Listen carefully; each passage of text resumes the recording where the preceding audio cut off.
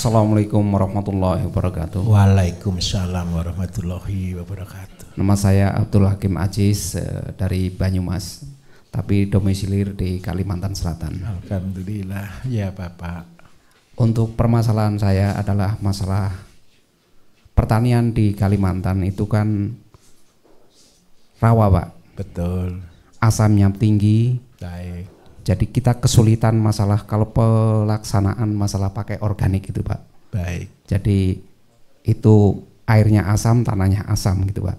Jadi tanah itu gambut, Pak. Gambut, tapi Baik. gambutnya gambut yang keras, Pak. Baik. Ya. Itu yang kedua, masalah bekas-bekas tambang itu kan asamnya tinggi juga, Pak. Jadi Baik. itu kita masih kesulitan masalah pelaksanaannya, Pak. Terima kasih, Pak. Assalamualaikum warahmatullahi wabarakatuh. Waalaikumsalam. Minta maaf Bapak, rencananya tanam apa? Kalau yang di sawah tanam padi, kalau yang di bekas tambang itu penghijauan gitu, Pak. Cek. Pernah tahu gambut Bapak Ibu? Gambut itu berasal dari apa? Daun, ranting, kayu yang menumpuk bertahun-tahun jadinya fosil, jadinya gambut. Yang numpuk tahunan lagi jadinya batu bara.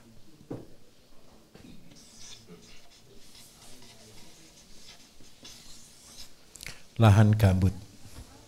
Lahan gambut ini kalau kerendam air terus-menerus dia bisa menjadi asam. Cirinya asam, semua tanaman pasti berwarna kuning dan mati dan tidak hidup kadang-kadang.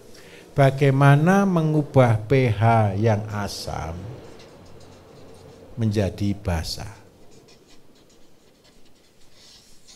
Terus terang Bapak Ibu ini butuh proses.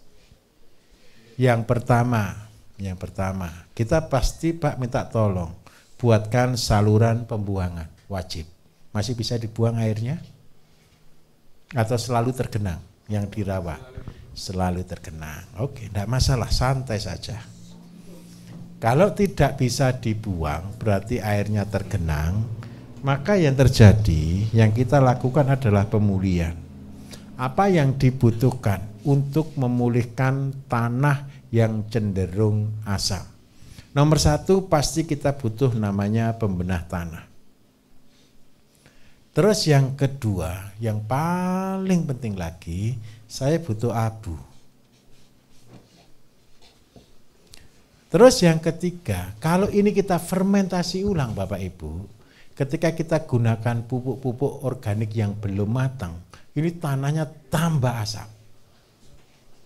Itu yang terjadi. Kalau ini asam, supaya tanah ini tidak jadi asam, apa yang harus kita lakukan? Berarti kita perlu yaitu namanya oksidasi, oksigen. Nah, sudah 3 ini kita buat dulu. Oke, aplikasinya bagaimana? Semprot dulu Pak dengan pembenah tanah. Terus yang kedua, abu, Bapak ada abu? Abu itu beri dosis, tidak terlalu banyak juga. Dosisnya adalah per hektar itu kalau bisa 150 kilo per panen. Terus yang kedua, ini yang wajib. Kita perlu, Bapak mungkin tidak mungkin ngasih aerator di dalam sawah kan? Kita perlu tanaman-tanaman yang menghasilkan oksigen. Tolong carikan Pak di sana, begini. Seandainya saya tidak bisa dapat tanamannya, apa yang dilakukan? Seluruh parit tanami dengan eceng gondok. Eceng gondok pasti sangat subur di seluruh parit. Kalau yang di tengah, kalau Bapak mau carikan asola. Atau kalau tidak ada asola bisa apu-apu. Apu-apu itu daunnya lebih besar kayak eceng gondok, yang kecil daunnya lebar-lebar.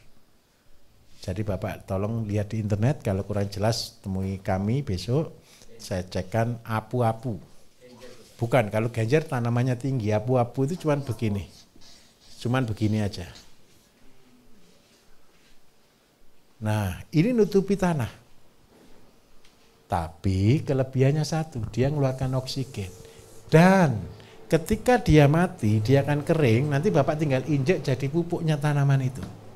Maka yang terjadi, apu-apu ini akan meningkatkan pH tanah. Kalau pakai asolan lebih bagus lagi. Terus yang paling penting lagi Pak, minta tolong kalau tanam padi, carilah padi yang benih rawa. Benih rawa ada di sana?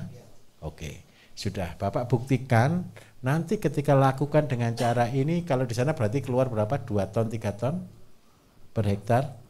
Kurang lebih 2 ton kan rata-rata kalau untuk Kalimantan. Ketika lakukan dengan proses ini, yang terjadi adalah Bapak akan langsung meningkat. 2-3 tahun bisa 6 ton, 8 ton Pak. Tapi saya minta tolong, lakukan rutin. Besok waktu apu-apunya ada diinjek Pak J. Injek, masukkan, terus begitu. Rumput tidak ada, gantinya apu-apu, dan ini aman. Bisa dimengerti kira-kira? Untuk reboisasi sekarang, lahan-lahan bekas tambang itu kan sudah hancur semua. Kadang-kadang minta maaf, rumput saja tidak hidup. Bagaimana memulihkan kembali? Tetap kita buatkan lubang tanam untuk tanaman-tanaman besar. Tetapi supaya tanah ini bisa pulih seluruhnya, kita butuh pembenah tanah Pak. Kemudian yang kedua, kita tanam rumput-rumput yang sebagai rumput-rumput di depan. Rumput-rumput di depan itu artinya rumput-rumput penerobos. Contoh, tulang-tulangan. Tanami tahu tulang-tulangan enggak? Rumput tulangan tahu enggak Pak? Apa? Lulangan, tulangan itu rumput yang enggak bisa mati-mati itu loh Bapak Ibu. Tahu ya? Bapak tanam 1, 2, 3 titik aja, jarak 10 meteran satu. Dia itu adalah rumput penerobos. Ketika itu ditanam, dalam waktu 1 tahun Pak, dia akan menutupi seluruh tanah itu. Nah, bukan gerinting, bukan. Tulangan, rata-rata gini, nyeprok gini. Nanti untuk jenisnya saya akan tunjukkan Pak ya besok ya. Jadi lakukan 2 ini. Tapi kalau untuk pohon, buat lubang tanam, kemudian isi di sini dengan pembenah tanah sama humus Pak sedikit.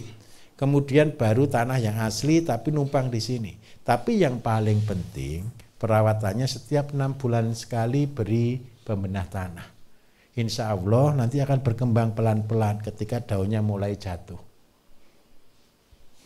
Dan ini adalah kita cari tanaman-tanaman juga yang tanaman-tanaman perintis. Pohon-pohon yang perintis. Pohon-pohon yang perintis untuk tanah-tanah kayak gini bisa mimba itu Pak. Tahu mimba aja? Mimba. Kalau enggak gitu tanaman ini, tanaman penghijauan itu. Tanaman apa namanya? Tanaman penghijauan itu kayak akasia itu loh, Pak. Kayak akasia gitu nggih. Bisa dipahami kira-kira? Lah, pembenah tanahnya ini yang ekstra keras, Pak. Nanti Bapak fokus untuk buat pembenah tanah nggih.